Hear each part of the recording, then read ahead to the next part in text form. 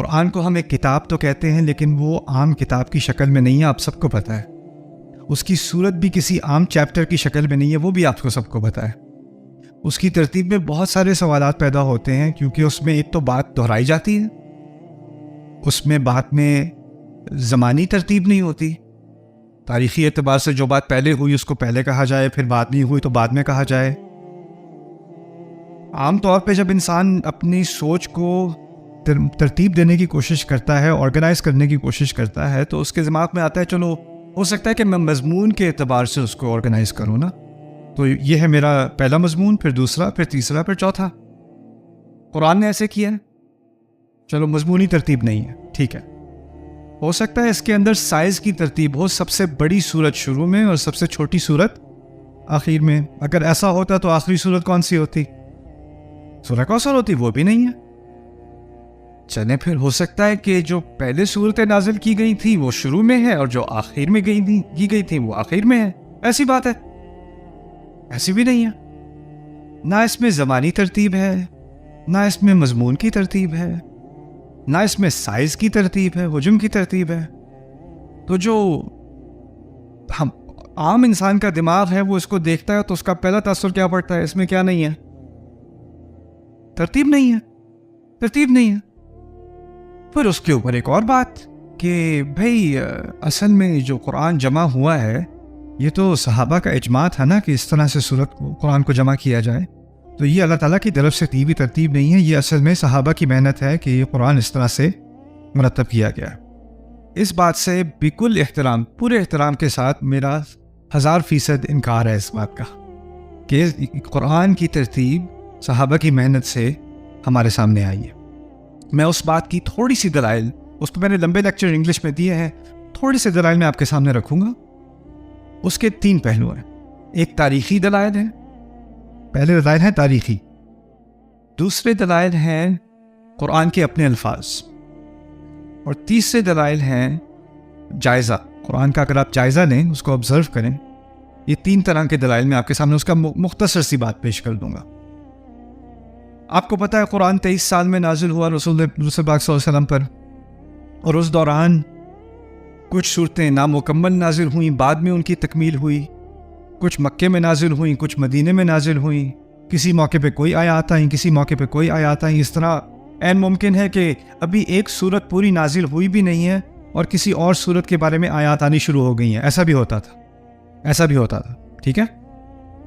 اور اس سب کی انتہا میں آخر اس سیرت کے آخر میں جا کے ہمیں معلوم ہوتا ہے کہ رسول پاک صلی اللہ علیہ وسلم نے قرآن کی قرات سیرت کے آخری سال میں 2 مرتبہ کی، 2 مرتبہ انہوں نے قرآن پڑھا، اور زید بن ثابت کو انہوں نے وہ گواہ بنایا اس قرات پہ۔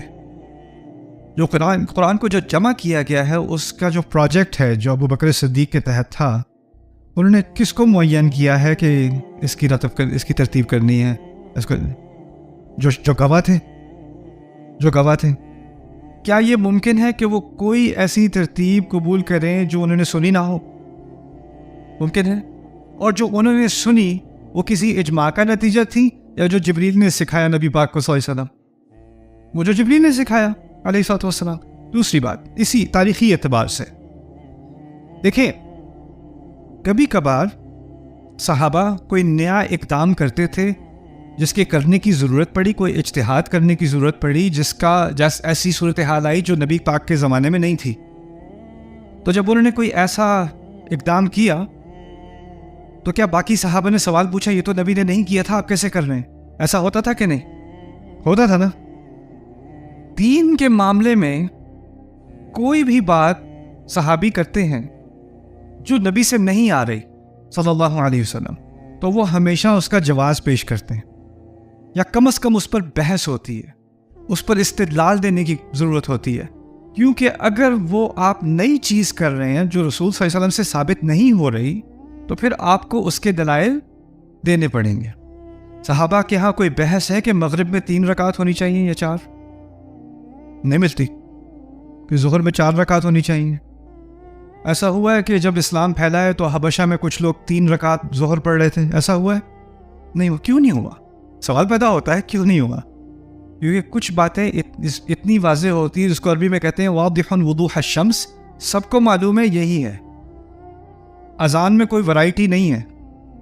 اذان اسلام جب چین تک پہنچا ہے، ہند تک پہنچا ہے، تو یہاں کوئی نئی اذان نہیں آئی جس میں کسی نے کہا چلو اس میں ایک بھی ہو سکتی ہے، 4 بھی ہو سکتی ہیں. نہیں، سب نے ایک ہی اذان کی ہے، سب نے ایک ہی طرح سے نماز پڑھی ہے. قرآن کی ترتیب کے بارے میں کیا کوئی بحث ملتی ہے لمبی چوڑی؟ 114 صورتیں ہیں. اگر 5 صورتیں ہوتی، فرض کرو اگر 3 ہوتی، ABC، کتنی مختلف ترتیب ممکن ہے؟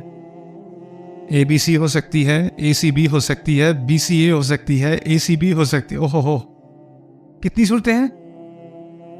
114. اس کا مطلب ہے 114 ضرب 113 ضرب 112 ضرب 111 ضرب 100، اتنی ترتیبیں ممکن ہیں. اتنی ترتیبیں ممکن ہیں. یعنی اتنی لمبی بحث ہوتی کہ پہلی صورت کون سی ہو اور آخری صورت کون سی ہو، اور اس بحث کے بارے میں آپ کو کچھ دلائل ملتے کہ بھئی پہلے ہم سوچ رہے تھے کہ ہم سورہ یونس کو سورہ نمبر 16 کر دیں، لیکن پھر ہم نے سوچا کہ اس کو 10 کر دیں. اس کی یہ دلائل پیش کی گئی. اس کا کوئی کہیں سے بھی اس کا کوئی اثر ملتا ہے؟ کوئی ٹریس ملتا ہے اس کا ہلکا سا بھی؟ کیسے ممکن ہے کہ جو صحابہ کوئی بھی عمل کرتے تھے جو نیا لگے، تھوڑا سا بھی نیا لگے، تو فوراً آواز اٹھتی تھی یہ تو نبی پاک کے زمانے میں نہیں ہوا، یہ آپ کیسے کر رہے ہیں؟ کیسے ممکن ہے کہ وہ پورے قرآن کو مرتب کر دیں اور اس کے بارے میں آپ کو کوئی بحث اور کوئی جدال اور کوئی، اگر ایک آدھ کہیں روایت مل جاتی ہے تو وہ تو باقی سب وہ اصل ثبوت بن جاتی ہے کہ باقی سب یہ بحث کیوں نہیں کر رہے. اصل بنیادی مشن ہمارے نبی کا علیہ الصلوۃ والسلام تو قرآن تھا. تو قرآن کی ترتیب تو سب سے اہم، یا یہی چیز تو آگے جا کے پھیلے گی. اس کی بحث نہ ہونا ہی اس کی تاریخی دلائل میں سے سب سے بڑی دلیل ہے میرے نزدیک.